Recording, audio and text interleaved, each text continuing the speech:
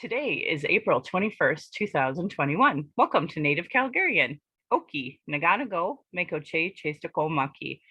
My name is Red Thunder Woman. My English name is Michelle Robinson, and I use she and her pronouns. Native Calgarian is being recorded on the lands of the Niitsitapi, which is the Blackfoot Confederacy.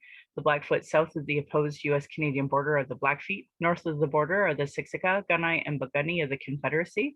These lands are Treaty 7, signed September 22nd, 1877, with signatures that include the Blackfoot Confederacy, the Stoney nations of Wesley, Chiniki, Bearspaw nations, the Dene from Tsuut'ina, and I acknowledge all First Nation, Métis, Inuit status, and non-status across Turtle Island as the keepers of these lands.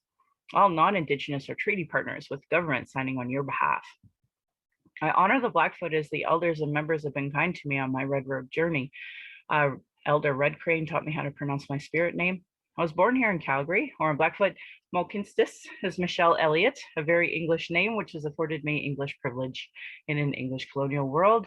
My mother is Northern Slavey Dene or Satu Dene, but my Indian Act and Post status card by the Canadian government says Yellowknives Dene.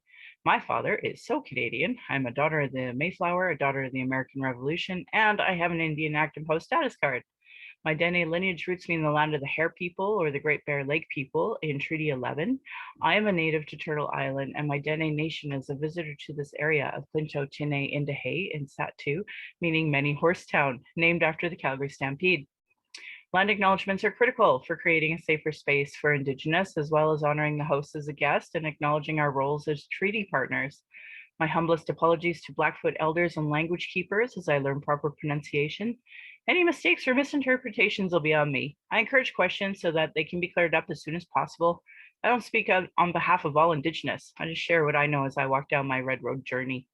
My Patreon account is Native Calgarian, where you can pledge and support. Thank you to my previous donors for already showing your support. If you value listening or watching and you can afford to give, thank you. For those who cannot afford to give, I'd love to hear from you at nativeyyc@gmail.com, where you can send in your comments or your questions. I also have a YouTube channel you can go and subscribe. Go to nativecalgarian.com for the latest podcasts and pin posts on social media. So today I'm really honored to have Dr. Pam Roach with me. Would you like to introduce yourself? Hi, thank you. Sure. So my name is Pam Roach. You don't need to use the doctor, that's okay. But I am Red River Métis from St. Laurent, Manitoba. That's where my family is. That's where my mom is from, and that's where I am from originally. It's a historic Métis community on the shores of Lake Manitoba. My dad is actually a white British immigrant to Canada who moved here in the 70s, and I have grown up mostly in Treaty 6 and Treaty 7 territory, so I'm actually a member of the Métis Nation of Alberta. I'm actually also an assistant professor in family medicine and community health sciences at the University of Calgary, where I work in brain and mental health services, Indigenous health equity, and anti-racism, and have some thoughts to share today. Really looking forward to our discussion and talking about all these important things. Yeah, well, there's so much to discuss right now. So I wanted to, I'm the best part about having this new way of communicating through podcasts is that now I can do like screen sharing. So I'm super excited too. Now everyone can see my cheat sheet that I always use, but that's fine. Actually, there's two tweets that I wanted to show everybody specifically because I thought they were really important. So just to give context to folks who are listening every other place in the world, Alberta is a hot mess in so many ways.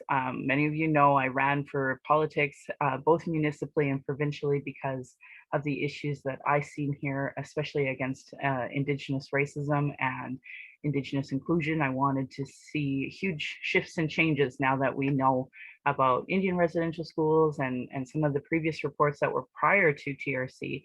So anyway, our premier was a federal cabinet minister, and I knew he was anti-Indigenous from his record there.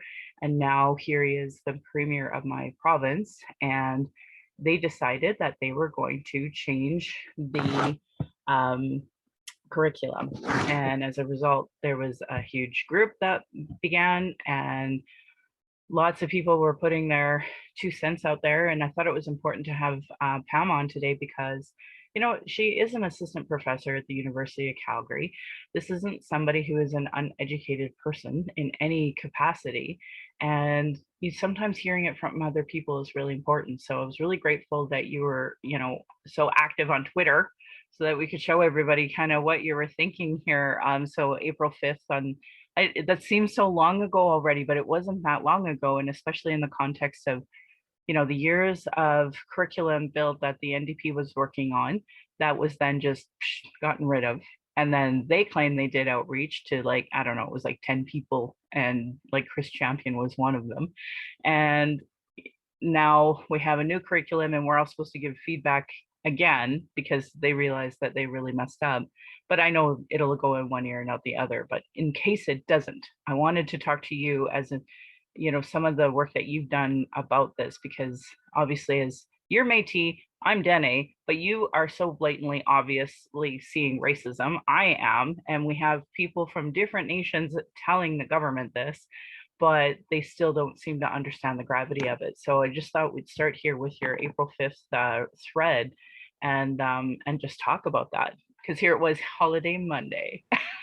Yeah, holiday. And I think, it was a long weekend and there was a week off of school. And instead of having some time to emotionally and mentally recover from what has been a really stressful year for parents and teachers and educators, and I think everybody, aside from all the people who ended up in isolation for their week off, I think a lot of people were looking forward to just having a bit of a break. And I think the timing of the release of the draft as well was fairly inconsiderate of that, especially when we think about the impact to the mental health of all Albertans. I mean, the school curriculum is something that affects a huge number of us.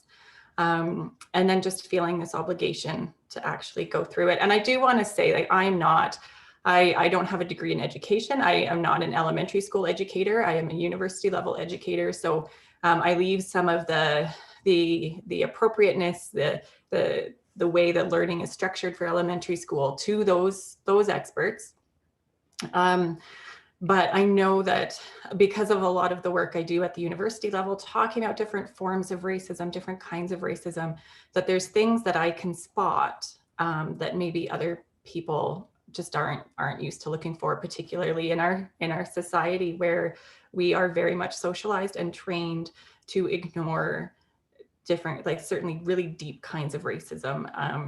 And so I want to say that my partner, he actually looked at every single subject in depth so that we could provide detailed feedback to the survey.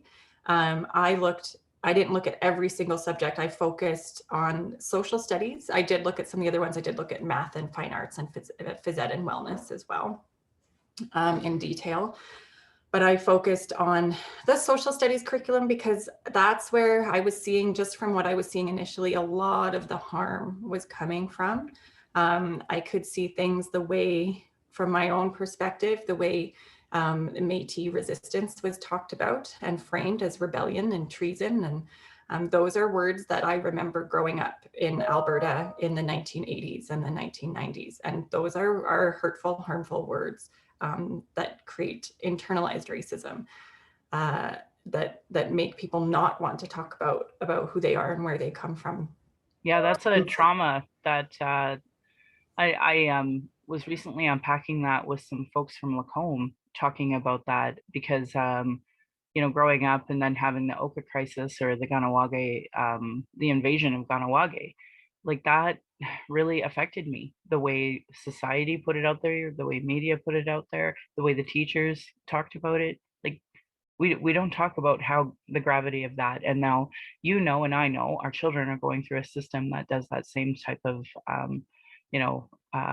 commentary that creates these internalized racism at the end of the day. Absolutely. And I always share this story that I remember. My ancestors were, my great grandfather, I don't know how many generation of this, like my great grandfather, my grandfather's grandfather, he was John Bruce, who was the first leader of the Métis in Manitoba. So I'm directly descended from people who were quite heavily involved in the Red River resistance. I remember we learned about Louis Riel in school, and we learned about the Métis Rebellion, as it was called. And we learned that, he was hung for treason, and sure, it led to the province of Manitoba, but really it was quite bad that these people were treasonous, and they deserved to be executed. And then, like, it's sort of thinking about then having to do the next assignment, which is, hey, bring in your family tree, and we're going to do a presentation to the class about where you come from, and not realizing that there's Indigenous learners in the classroom and Indigenous students. And we were talking to our own kids about, they hear us talking about the curriculum, and we were talking about some of the problems, and I said,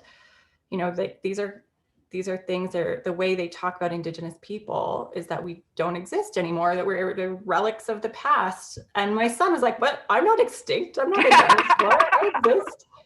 And he's 7, right? And I was like, "Yeah, you do exist." And he'll stand up in his classroom and say that. And so I think I've looked at it. There was a little bit of pushback on Twitter I got from people saying, "Oh, well, it doesn't say in the TRC that it needs to be included." And I think I included a screenshot of the actual calls to action where it says it needs to be included in age appropriate ways. That just upsets me because, like, I have a whole volume of TRC on Métis. I have a whole volume of it. I guess I don't have it right here, but like how I had that same pushback when it came to Langevin. And it's so funny because the community association presidents are always like, "Oh my God, how come we can't get any type of diversity at these in our community associations?" And I had a community association person like push back at me, being like, "Well, I've read the TRC, and it doesn't say that in Bridgeland, in Calgary, Alberta, we have to change Langevin School. That's not in the TRC." And I'm like, I don't understand how you could possibly tell me you read the TRC and not understand the spirit of TRC. So for somebody to say that to you, like, just illustrates how either they didn't read it and they lied to you, or they did read it and they have zero comprehension skills, because that you can't read this and not understand the gravity of that, of what you just said, and then to have your point of view dismissed. And you're a damn professor at the University of Calgary, and see, people are still trying to dismiss your point of view on that, plus you're Métis. So like, that's like triple problems there. I don't understand how Canadians think that they can just, like, actually, or just to play devil's advocate here, I don't understand how they don't see that's racist. Well, and I think that's it's funny because we talk about Orange Shirt Day. We have Orange Shirt Day every year, and I don't understand how people expect that to be able to go ahead and not talk to grades K to 4 about the TRC, about residential schools. Like, what are they going to think it's about? And I think it makes people so uncomfortable, right, to think that these things were done and to realize the ramifications of them. But I found it shocking that, and everywhere I looked through the curriculum, Indigenous people were referred to in the past tense, as if we're not people, modern contemporary people living and contributing to society, as if there wouldn't be Indigenous teachers teaching this material, as if there wouldn't be Indigenous students sitting in the classroom. I think the use of the quotation marks around the word survivors from residential schools is really harmful too, because there'll be children of survivors of residential schools in those classrooms who are now feeling that their family's experiences are completely invalidated. And so I think it was quite shocking. I think even when we look at the way, so the kind of racism that I really, really saw was what we call epistemic racism, where we only privilege one worldview or one way of knowing. And that was so clear to me, because if we think about Indigenous people being represented as no longer really existing, no longer really contributing to society, as things, not even people, but things that existed in the past, then that validates the current approach, that validates the economy, it validates resource extraction, it validates erasure, it validates the way the system is set up to extract from the land, and it then totally suppresses like First Nations sovereignty and OCAP and UNDRIP, right? So all of these rights, the rights for Indigenous people, if we frame our worldview like that, it completely erases those things. And I know a lot has been said about that one piece of the curriculum where it says on a map of Alberta, please measure the distance from Regina to Duck Lake, right? So not only was that just factually impossible, but the fact that it was, measure the distance, it was so important to include that this measure the distance between Regina and Duck Lake, even if you wanted to do it on a map of Saskatchewan, which is where you should be doing it, to what distance did the Northwest Mounted Police have to travel to put down the Métis uprising, right? Like, why was that unit of measurement in that incident phrased that way and used that way to teach about measuring distance? It was completely unnecessary, and completely harmful, right? Yeah, in the opposite direction of reconciliation in any capacity, no doubt. So I couldn't agree with you, and more about what you just said. There wasn't anything in that curriculum that I didn't find offensive, though, like to even change the name of imperial units to Canadian units. Like I don't even understand. Like they talk about cancel culture and erasure of history. Like you just made up a brand new term that's actually not even a thing. So how did it was there was so many levels of upset with that. So when you talked about this so-called distance of Alberta, which is all takes place in Saskatchewan, which is fabulous. I kept thinking, so what is that in Canadian units? I wonder. Like there was nothing that made sense about anything. It is literally revisionist history on his part of talking about, you know, and there wasn't anything factual in what he had to say there. Nothing with Canadian units is factual. That is not a thing. That's never been a thing. So where that's coming from, I don't understand. Let alone. And I think it's a term that exists, but I think the fact, like, all of us who have grown up here and learned here know that we have never used it. That's why introduce that when it's not going to be useful. And I think, the fact that what is talked about residential schools also focuses on the American residential schools and not the Canadian system, right? So it's sort of like, let's look elsewhere to look at things that have happened, but then we actually don't have to take responsibility. We don't, like, it's not even, if we think about the TRC, we can't get to the R if we're not even at the T. No. Right? And just to give perspective to listeners and such, like I graduated high school in 1994. The last residential school in Canada closed in 1996, just to give that perspective of how fresh and new this still is. So for him to try to do this revisionist history of, incorporating American history as a part of Canadian history about Indian residential schools, they don't even use the same terminology. Like here, their reservation, or they're their reservations, here they're reserves. They're their Native Americans, here we're First Nations. And the terminology itself, and I just say that because the White Bison Society program that I run, it was developed in the States. So we're always doing that conversion of language, like boarding schools to residential schools, right? Those conversations. And that's not even including day schools for that matter. So, yeah. Yeah. And I think, so I went through it and sort of just saw all of these really, like, deeply racist that maybe some people, and I mean, we're only even talking about the Indigenous point of view. I think there's some very, very harmful exclusionary things in there around LGBTQ2S plus populations. The fact that they've introduced the KKK in a very balanced way is frightening. When you think again about students in the classroom or teachers having to teach that, it's so harmful. But going through it and then, thinking, I think I had over 100 and something PDF sticky notes on the PDF that we've downloaded. And then hearing that the Métis Nation of Alberta, the Treaty 6 chiefs, their elder that had commented on the development, everybody said, no, you did not listen to us. You did not incorporate our feedback. This does not represent what we talked to you about. Mm-hmm. Right. So there was all of these voices saying, yeah, you may have talked to us, but to tick a box, but you still not done what we asked you to do in any way.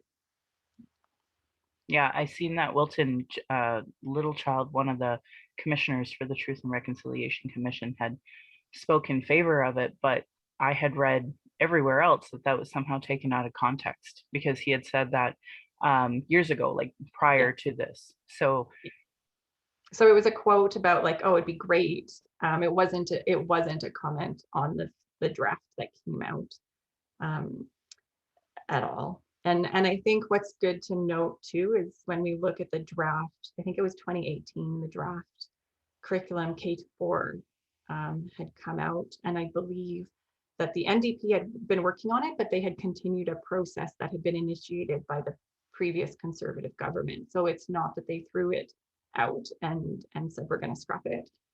It was a long process because they were engaging educators and teachers, and they had something.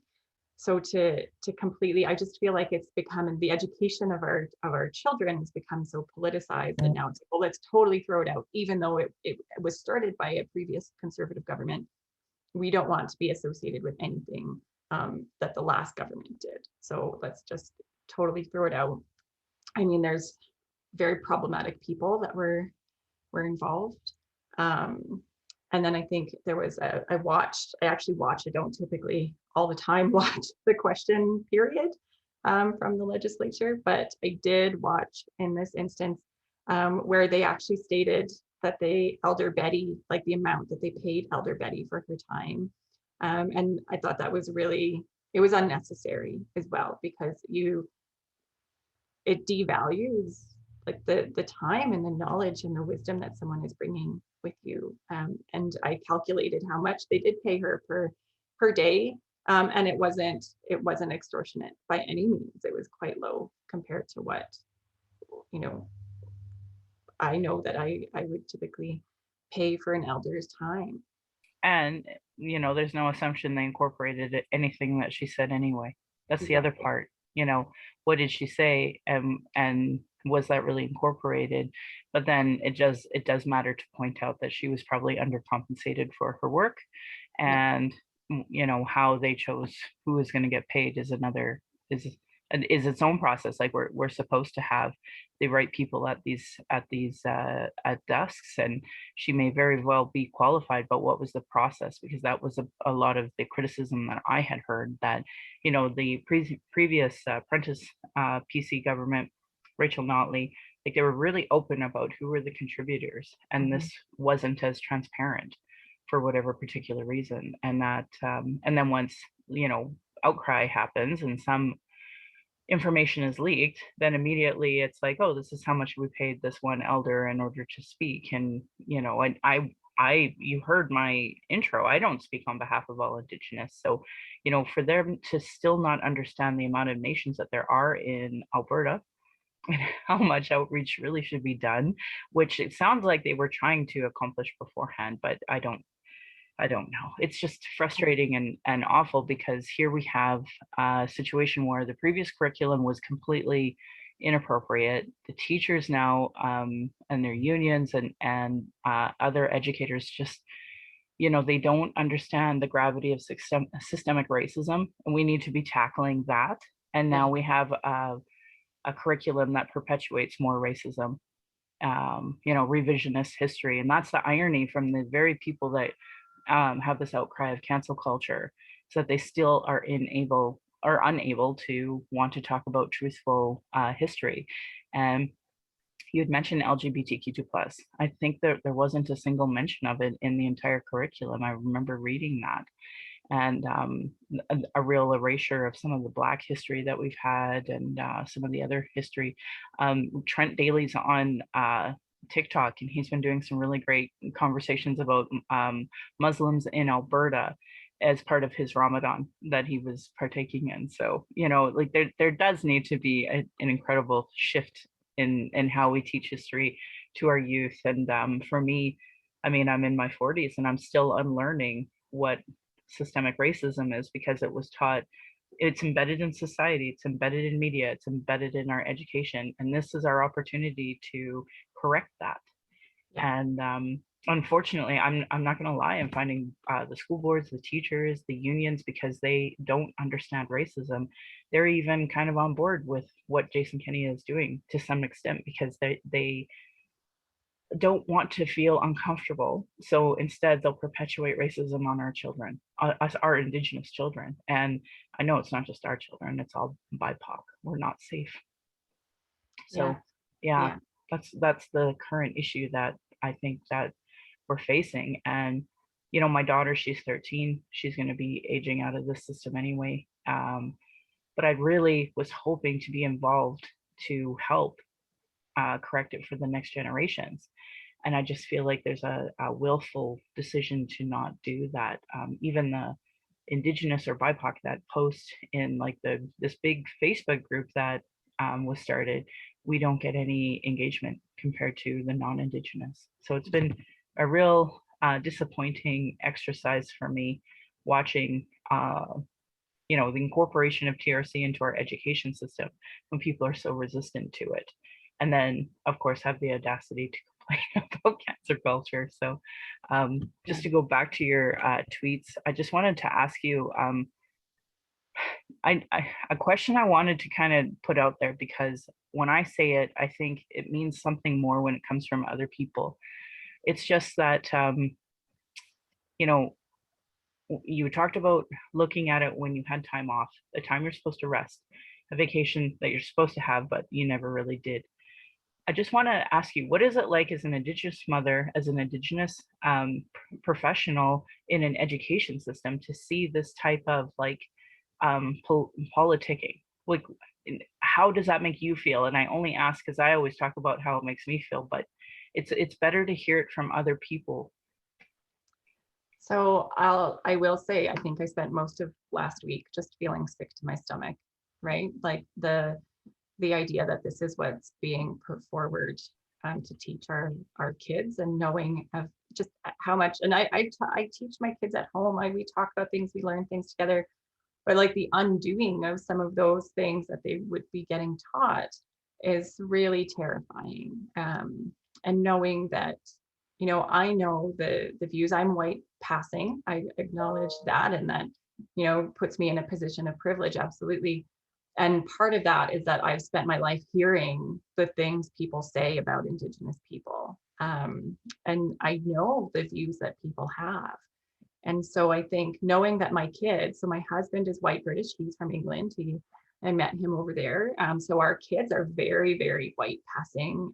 They have like sort of like freckles, and they burn very quickly in the sun.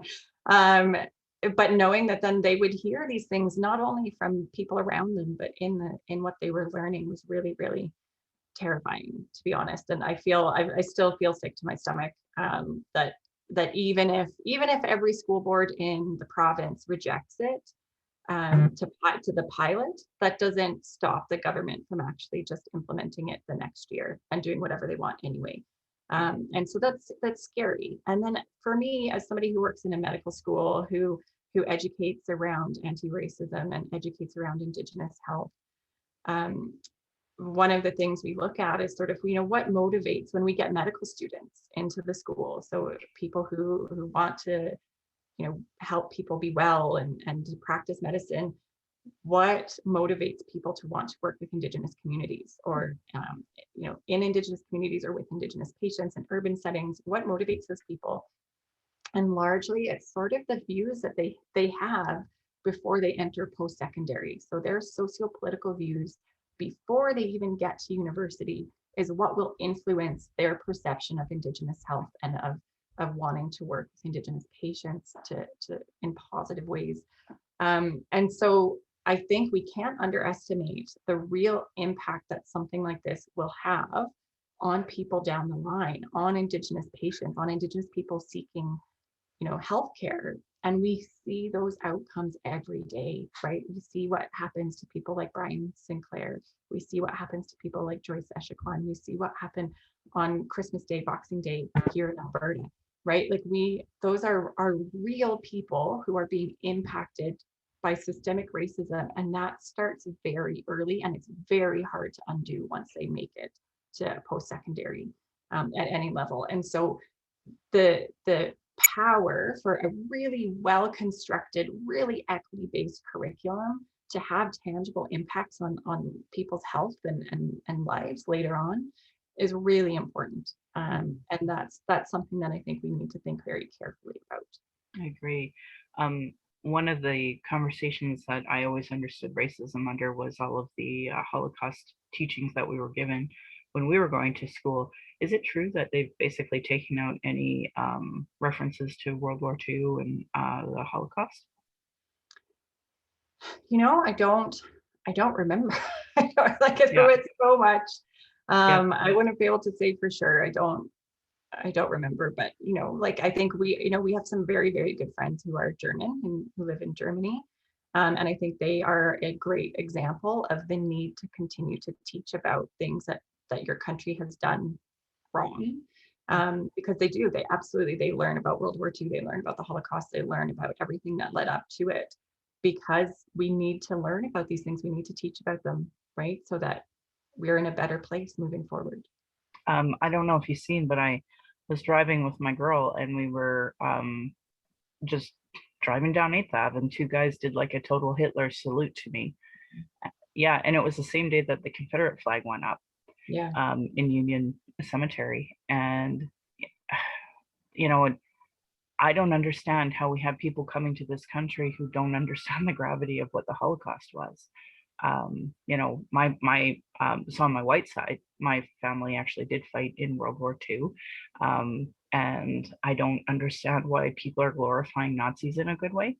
So, and I was taught that. I don't know if it's been taken out of the curriculum or not, but that bigger picture is that I think there are similarities there. We are experiencing genocide in Canada because of colonialism and because direct links to Indian residential schools, that cultural component of losing your language and your culture. And then, of course, actually, I did read a stat that you had a better chance of survival in World War II than you did attending Indian residential school, and that's how many if thousands of graves there are associated with these. So, it's a Yeah. genocide in both terms, physical as well as cultural. And I Um, think that's like when you look at the UN definition of genocide, it lists a number of points, right, to meet the definition. And the process of colonization that's ongoing, it meets every single one of those, right? Like the removal of children from their families, that still happens. Controlling reproductive rights, that still happens. Outlawing language and culture. And I think sometimes people don't realize like the impact that has, the gravity that has. But yeah, I think for people to really sit and think, if you sent your children to school today and they had a 25% chance of like never coming home, would you send them? right. Right? To No. this day, we have troubles getting youth to leave the res to come to post-secondary education because of the amount of MMIW and issues of racism that we have here in the city. You know, uh, I had a family and he just went to go pick up his sister at the C train. 90 minutes, he was dead in police custody. And the media, they don't cover it. They don't. They're fine with that, and it's really fitting the day after the verdict of Mm. the cop that killed George Floyd to be talking about that, because I was just sharing the original way that it was reported about George Floyd's death. And then, of course, when the video came out, such a contrast, right? Like white supremacy in media, and then the reality. And if it wasn't for global outcry, would we have had this moment today? I don't know. And it's really depressing that the onus has to be on a bystander to record basically a 10-minute death in Yeah. order for there to be even somewhat of justice, even being intimidated by the other police and such to quit recording. So it's a sad reality, because there's so many George Floyds. Actually, there's so many, and we have ours here right in Calgary that are Indigenous that I can talk about. And we had a whole above the law documentary that came out about Calgary. So, and again, this is all deep rooted, embedded racism that comes from an education system and a society that perpetuates this. So it's really important to talk about why this is making you feel sick to your stomach and why it's making me feel sick to my stomach, because this is just going to be another, 2 generations of non-Indigenous people looking down on Indigenous because they weren't ever taught the truth by an ideological Christian, I would call him fascist premier, but everybody has their own definition of fascism. So and it's voted on, and I think that's part of my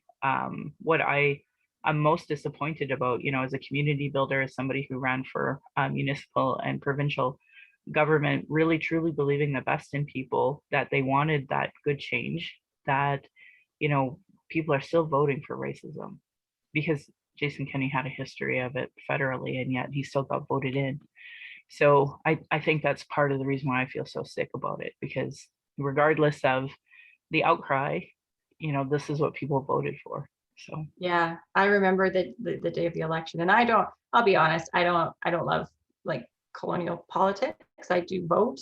I don't love it. It feels all of it feels oppressive, right? And it is rightfully so. Right? I always tell people though, as Natives, so like we have to know school trustees, we have to know municipal, we have to know provincial, federal, we have to know Indian politics, like actual Native politics, because there's 2 sets. There's traditional, and then there's the Colonial Indian Act imposed one.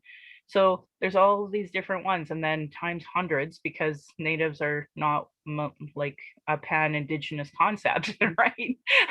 Totally, and it's different everywhere. Yeah. But I remember when the election happened, and I think what made me, I've grown up out here. I know that it's a conservative place. There's definitely a tension for me in that, but at this, I just felt it beyond the party that got in. It was the fact that I could see so many harmful things that could potentially happen, and just that they won so overwhelmingly. I think it almost hurt, right? It was hurtful, but I think it's almost like just a wave that we've seen with events since sort of 2015, 2016 that have led us in this direction, and it's pretty frightening. But I realize that we've been socialized growing up. We've been taught not to talk about these things. So I really appreciate these kinds of conversations, because we've been taught if it's this uncomfortable, if we're going to talk about racism and what it means to be racist, and well, I'm not a racist, but this system is, what does that mean? And we've been taught just not to talk about it, right? We don't have words to talk about it because we shouldn't, because we might offend somebody and it's uncomfortable. So I think we need to re-socialize ourselves to have these conversations, because the only way we can affect change is by talking about it. Yeah, agreed. I really appreciate that too, because I was born and raised here, and in my 20s, I was really unpacking what sexism was, because that was way more socially acceptable to unpack. But it wasn't until I had my daughter and I experienced that systemic racism that I really started to be able to articulate what was happening to me. I'm not going to lie, I've found it incredibly healing, unpacking racism and finding the concepts to talk to other people about it, because ultimately they were able to impose systemic racism through policy. There's no reason why we can't impose anti-racism through policy, but it's just a matter of getting people on board to understand that. Today's the day after the verdict against the fellow who killed George Floyd, and all I'm seeing are people who are still, debating whether or not George Floyd was a criminal. And I cannot wrap my head around, giving a white officer pass to murder somebody based off of your assumption of what a criminal act is. Right. And even if somebody had committed a crime, I don't think any of us can say that justifies their death, right? No. That doesn't justify the death. No, never. And I never thought I'd see yesterday come, because I watched the whole, Rodney King time. and going through that. And I just thought, I remember when A Time to Kill, the movie, came out, and it was so adorable to see Matthew McConaughey, like, try to fight this fight. And it's like, this is not reality. This is not how this works in any, like, it's just Hollywood perpetuating idea of racism that isn't even there, because there's no such thing as a Black man getting a fair trial. And yeah, I just don't believe that's the case anymore. Actually, the opposite. I come from a completely different frame of mind. Federally, we did pass a really great policy about systemic racism in the justice system against not just Black people, but Indigenous as well. And that was a policy I was really proud that we had passed. So I hope that good things come from that. It's hard to have hope, because as soon as government is involved, then it's really bad. So, but maybe, just maybe, we'll start making some substantial changes. And the irony is, TRC 57 is about anti-racism training for all government and public officials, and yet they haven't really owned that concept can be used in all of the anti-racism work that we're doing nationally, and that being like, hey, this is us trying to do this one call to action that we're all supposed to do. Like, we all win at this. And there's lots of reports that show the economic standing of especially Indigenous women being at the bottom of the socioeconomic scale, but that bigger picture that without racism, that would change dramatically, and we would be, and not just we as Indigenous people, but like the Canadian economy making more money just based off of that lack of racism. If we would, undo structural government policies that contribute to both the racist and sexist policies that contribute to undermining their economic success, like these, it's in everybody's best interest to just not be racist. Especially if all you care about is money, not let alone the morals and the ethics of it. Well, and I think with the anti-racism too, I think we focus, and a lot of places focus on interrupting that interpersonal racism. So like when you see, when you hear someone use a slur, or you see someone be attacked for clearly racist reasons, and those are really important things just to learn to interrupt. But I think there's less focus on the systemic piece, on the structures that reinforce everything, right? Yeah. And you hit it like exactly right, in that if we address those things, actually there'll be improvements for everyone, right? If we create more equity, it'll be more equitable, it'll be better for everybody. Everybody will improve. And I have an amazing mentor who I work with, and he always says, the rising tide raises all ships, right? It's just that some people are in a yacht and some people are in a dinghy, and some people's boat has like holes in it and they've been trying to plug the holes.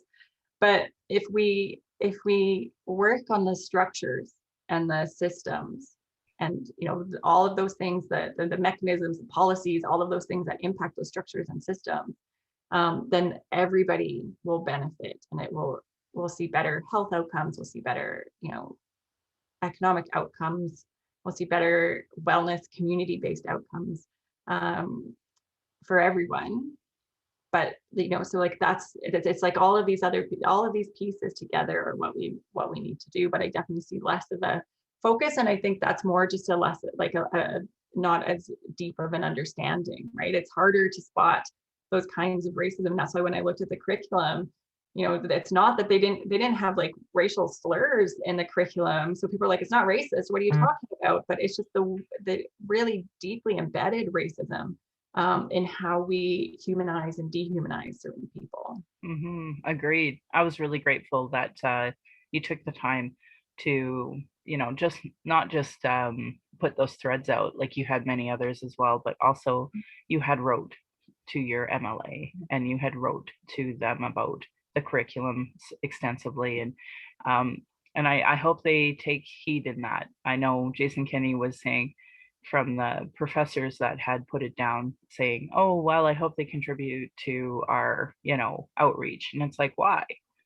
What how are you going to incorporate it? How are you going to put that into it? Because he just won't answer any of these questions, and our MLAs don't seem to come back with anything but the same talking point. So it's just copied and pasted, whether it comes from mine or yours, right? So it's just there's And like no engagement with this government. And that's why, of course, I call it fascist, that, and they blocked me from being able to, have that dialogue that other people are afforded. So, it's so fascist.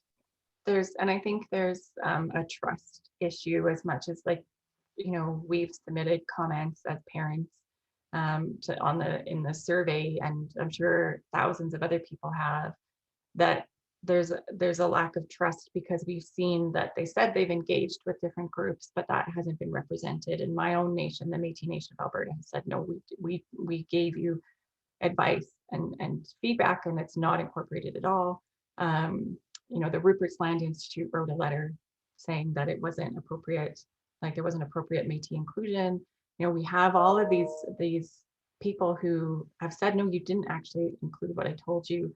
And so I think there's just a lack of trust. Like, if I tell you these things anyway, how do I know that you're actually going to listen? Yeah. So I think it's a wait and see for that as well. Yeah. All right. Well, thank you. And let us know if there's something cool that you want to share about that, because it would be really great if all of a sudden everything changed and they were really good to us and they incorporated everything we said and we actually were teaching our kids.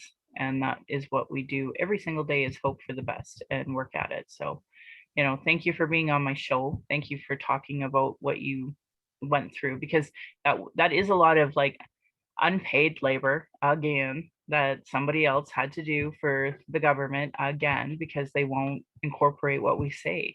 And that, I think that's the worst part, is that it bothers me that you are a professional assistant prof at the University of Calgary. You did all this unpaid labor for them.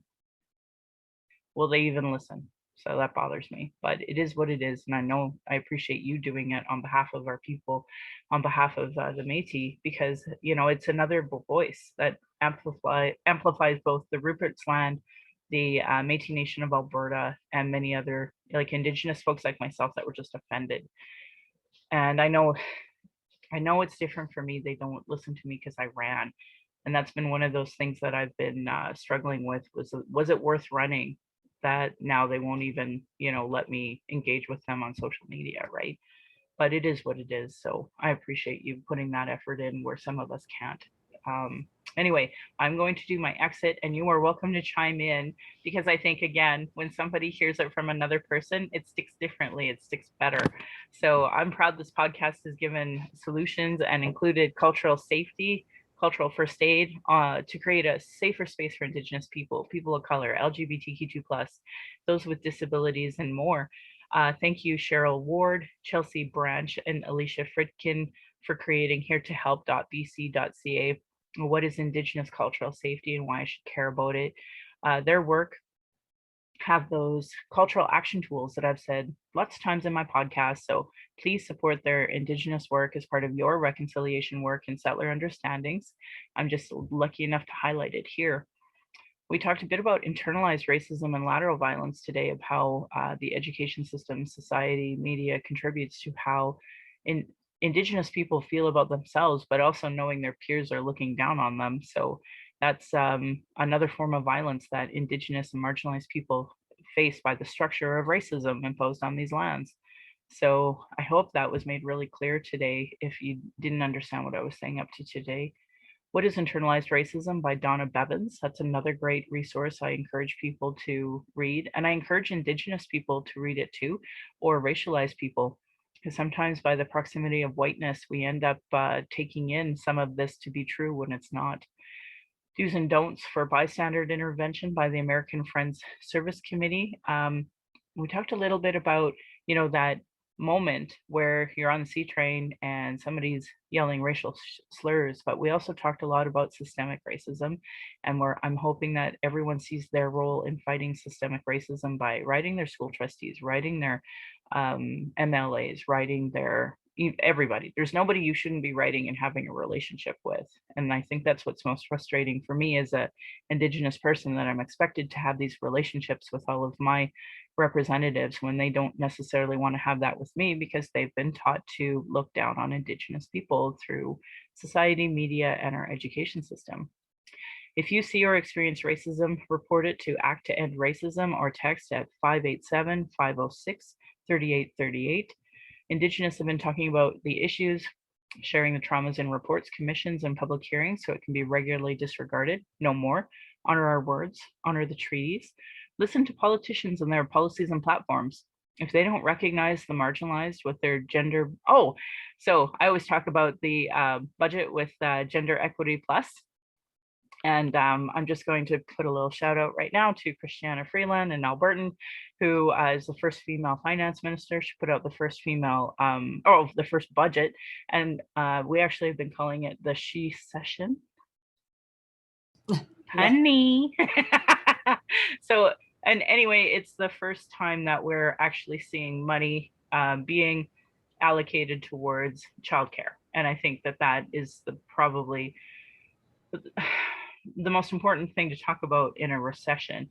And I think the NDP really gave Albertans a bit of a taste of what that looks like. And I know Jason Kenney hates Justin Trudeau more than I hate Jason Kenney, but that bigger picture that at least now Albertans can have some choice. And I'm just going to give a shout out to Ryan Jesperson, even though I have him blocked on Facebook and Twitter. He did have Justin Trudeau on for 20 minutes yesterday. I watched the podcast on YouTube, and I thought it was a really great way for Justin Trudeau to give a middle finger to Jason Kenney and be like, I'll be there for Albertans through federal programming. And he didn't slag Jason Kenney, although he deserved it. So I was really glad he carried himself in a really good way, I think. And I hope it gives hope to people to consider voting for a liberal instead of conservatives because they're so out of touch. Anyway, so I wanted to give a shout out to her. So if they're cutting violence prevention program services, Indigenous education, uterus health choices, gay-straight alliances, have a lack of human rights for immigrants and migrants, folks with disabilities, know that your vote to that party directly impacts marginalized people in a negative way. And obviously now I can add to my out piece here about if you're not investing in childcare, then that's also part of this, because that's a bigger picture of if you want women to work, like that's the other thing I don't understand. It like literally helps the economy to have people who want to work. And there's lots of people who can't work because they don't have the choice to work because of childcare. And I don't understand why this is such a difficult conversation for people to understand. Anyway, demand they implement the Truth and Reconciliation Commission calls to actions, the recommendations of the Royal Commission on Aboriginal Peoples, the multiple reports about child welfare reform, violence prevention, and now 231 calls to justice from the National Inquiry on Missing and Murdered Indigenous Women. Denying those reports is a form of abuse called gaslighting. Our people are experiencing extreme racism in the educational, justice, and health institutions with multiple reports that say the same things. And we'll give a shout out to Dr. Pam Roach for trying to undo some of that awful work in the health institutions with the work that she does at the university. Demand change from election platforms and politicians. They don't understand colonialism, racism, privilege, and sexism. They literally have zero business running. Ableism, let's throw that in there too. This should be understood by all parties, local politicians, community organizations, and sports teams. A great article I read out loud is Truth Before Truth, How Non-Indigenous Canadians Become Allies. Recommend reading that every day as your Bible studies. If you're experiencing emotional distress after hearing anything we talk about and want to talk, there's the First Nation and Inuit Hope for Wellness helpline at 1-855-242-3310. It's 24/7. You can also text at hopeforwellness.ca.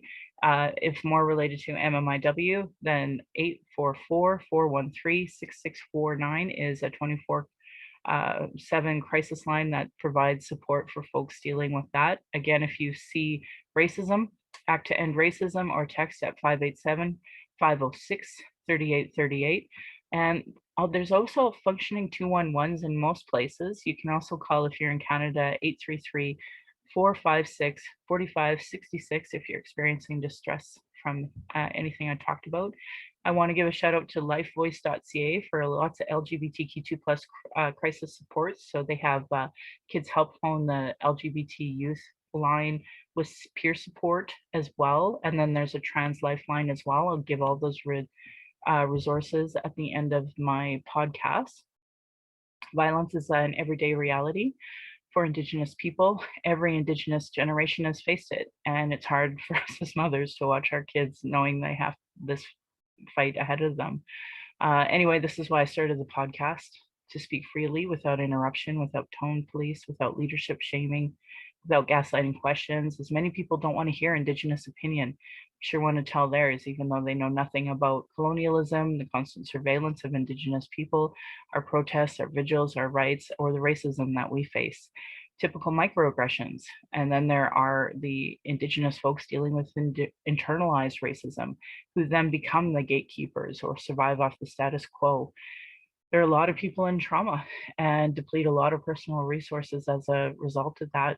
Internal and external racism is an everyday reality for Indigenous people, and that's why I started this podcast. I want to say thank you to my ancestors, my granny, my mama, what strength looks like through your example. I want to thank my dad for teaching me to be strong and blunt, my stepmom for showing me what a proud culture is through her Austrian roots, and teaching me to be a proud Calgarian is through her. I'm a second generation proud Calgarian. My husband, Darcy, produces and edits the show. He's been my childhood friend, my father of our child, and my support down the red road. He's witnessed decades of racism and sexism. And to our child, who we are blessed to learn from daily, we are honored you chose us. You give me daily accountability to be a better and stronger person. I hope my daughter and my family will be proud in the future of us trying to discuss these issues. My Patreon account is Native Calgarian, where you can pledge and support. Thank you, previous donors, for showing your support. If you value listening or watching and can afford to give, thank you. To those that cannot afford to give, I'd love to hear from you at nativeyyc@gmail.com, where you can send in your comments or questions. I also have a YouTube channel where you can subscribe. Go to nativecalgarian.com for the latest podcasts and pin posts on social media. And I want to end by giving side eye to those Calgary rabbits. You're lucky I'm not Tradish. My beautiful cousin would respond, or you'd be in my dish.